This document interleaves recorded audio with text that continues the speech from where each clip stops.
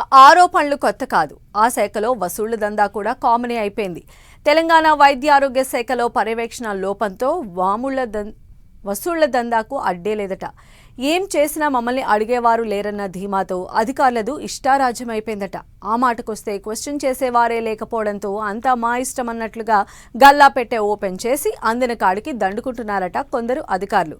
ఏకంగా ఉద్యోగాలు ఇప్పిస్తామంటూ కొందరు పెద్ద ఎత్తున వసూళ్లు చేశారట. అసలు వైద్య ఆరోగ్య శాఖలో ఏం జరుగుతోంది? వసూళ్ల దందాకు తెరలేపింది ఎవరు?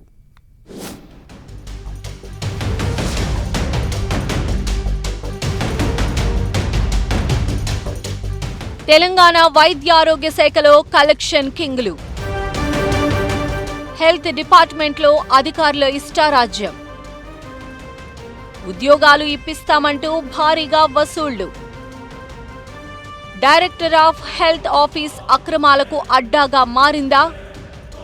ఈ బాబులపై కేసులు, వసూళ్లపై ఆరా. తెలంగాణ వైద్య ఆరోగ్య శాఖలో అవినీతి రాజ్యమేలుతోందన్న ఆరోపణలు ఎప్పటినుంచో గుప్పుమంటున్నాయి. వరుసగా ఏదో ఒక ఆరోపణ, వసూళ్ల దందా అంటూ రోజుకొక రచ్చ జరుగుతున్నా వైద్య ఆరోగ్య శాఖలో అధికారుల తీరు మారట్లేదు. రూల్స్ గీల్స్ జాంతానై మేమే అధికారులం, తమ మాటే ఫైనల్ అన్నట్లుగా బిహేవ్ చేస్తున్నారట పలువురు కీలక అధికారులు. ఇది అందిన కాడికి దోచుకోవడమే పనిగా పెట్టుకున్న కొందరు అధికారులు లేటెస్ట్ గా నర్సింగ్ ఉద్యోగం ఇప్పిస్తామంటూ భారీ మోసాలకు పాల్పడ్డారనే ఆరోపణలు వెలుగులోకి వచ్చాయి. ప్రభుత్వ విభాగంలో ఉద్యోగాల పేరుతో కొందరు అభ్యర్థుల నుంచి లక్షల్లో డబ్బులు వసూలు చేసినట్లు బాధితులు ఫిర్యాదు చేశారు.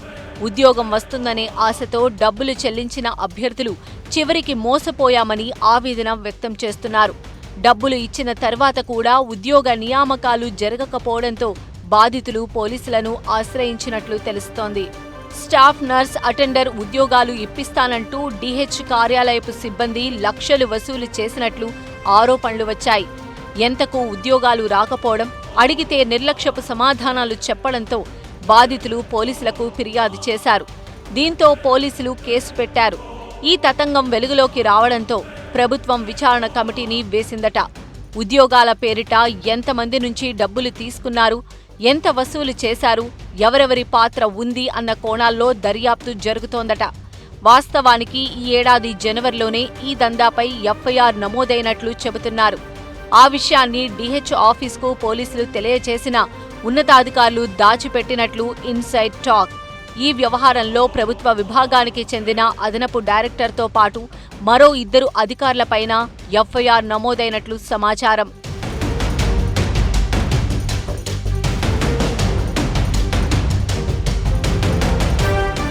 ఈ విషయాన్ని పక్కన పెడితే డైరెక్టర్ ఆఫ్ హెల్త్ కార్యాలయం అక్రమాలకు అడ్డాగా మారింది అనే ఆరోపణలు వినపడుతున్నాయి. ఇదొక్కటి బయటకు రాగా వెలుగులోకి రానివి ఎన్నో ఉన్నాయంటున్నారు. డైరెక్టర్ ఆఫ్ హెల్త్ ఆఫీస్లో డబ్బులు ఇవ్వందే ఫైల్ కదలదనే ప్రచారమూ ఉంది. ప్రమోషన్ కావాలన్నా, ఫైల్ కదలాలన్నా, బిల్స్ రిలీజ్ కావాలన్నా డబ్బులు ఇవ్వందే పని జరగదట. అటు కీలక అధికారి వద్ద సైతం చాలా మంది ప్రమోషన్స్ ఫైల్స్ పెండింగ్లో ఉన్నాయట. డబ్బులు ఇస్తేనే కదిలిద్దాంలే అన్నట్లుగా ఉద్యోగులు వ్యవహరిస్తున్నారట. కంచే చేను మేసినట్లుగా అక్రమాలు జరగకుండా చూడాల్సిన విజిలెన్స్ విభాగంలో కూడా కొందరు వసూళ్లకు దిగుతున్నారన్న ఆరోపణలు వినిపిస్తున్నాయి.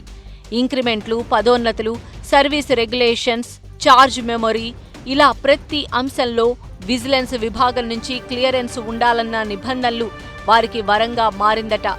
అధికారులను కలిసి ఎంతో కొంత ముట్ట చెబితేనే ఫైల్ ముందుకు కదులుతుందనే ఎలిగేషన్స్ బలంగా వినిపిస్తున్నాయి. డైరెక్టర్ ఆఫ్ హెల్త్ పరిధిలో డాక్టర్లు, స్టాఫ్ నర్సులు, పారామెడికల్ సిబ్బంది కొద్ది రోజులు గైర్హాజరై మళ్లీ తిరిగి వస్తే వారికి డైరెక్టర్ ఆఫ్ హెల్త్ అధికారులు పోస్టింగ్ ఇవ్వాల్సి ఉంటుంది. కానీ రీపోస్టింగ్ ఇచ్చేందుకు 3 నుంచి 5 లక్షల వరకు వసూలు చేశారన్న ఆరోపణలు ఉన్నాయి. సాధారణంగా విధుల్లో సక్రమంగా వ్యవహరించని వారిని హెడ్ ఆఫీస్కు సరెండర్ చేస్తూ ఉంటారు. అలాంటి వారికి పోస్టింగ్లు ఇచ్చేందుకు లక్షల్లో వసూలు చేశారట. ఛార్జ్ మెమోలు ఇచ్చిన కేసుల్లో అయితే విజిలెన్స్ విభాగం అందిన కాడికి దోచుకుంటుందట. చివరకు ఏటా మంజూరయ్యే ఇంక్రిమెంట్ల ఫైల్స్ ను కూడా తొక్కిపెడుతూ వసూళ్లకు పాల్పడుతున్నారన్న గుసగుసలు వినపడుతున్నాయి. స్టాఫ్ నర్సుల ప్రొహిబిషన్ పీరియడ్ అయిపోయిన తర్వాత రెగ్యులర్ చేయడానికి కూడా డైరెక్టర్ ఆఫ్ హెల్త్ ఆఫీస్ తమ చేతి వాటాన్ని చూపించిందట. తమకు ఎంతో కొంత ముట్ట చెప్పిన వారికి మాత్రమే సర్వీసు రెగ్యులర్ చేసి దాదాపు 2,300 మంది స్టాఫ్ నర్సులను ఇంకా తిప్పుకుంటున్నారట.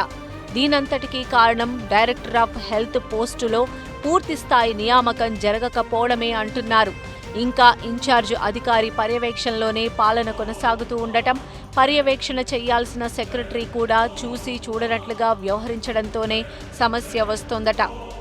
ఒకవైపు వైద్య విధాన పరిషత్లో కమిషనర్ నియామకం ఇంకా పెండింగ్లో ఉండటం, డైరెక్టర్ ఆఫ్ హెల్త్కు రెగ్యులర్ అధికారి లేకపోవడం, పర్యవేక్షించాల్సిన సెక్రటేరియట్ వర్గాలు నిమ్మకు నీరెత్తినట్టుగా వ్యవహరిస్తూ ఉండడంతో దళారులు, అక్రమాలు చేసే అధికారులకు పట్టపగ్గా లేకుండా పోయాయన్న ప్రచారం జరుగుతోంది.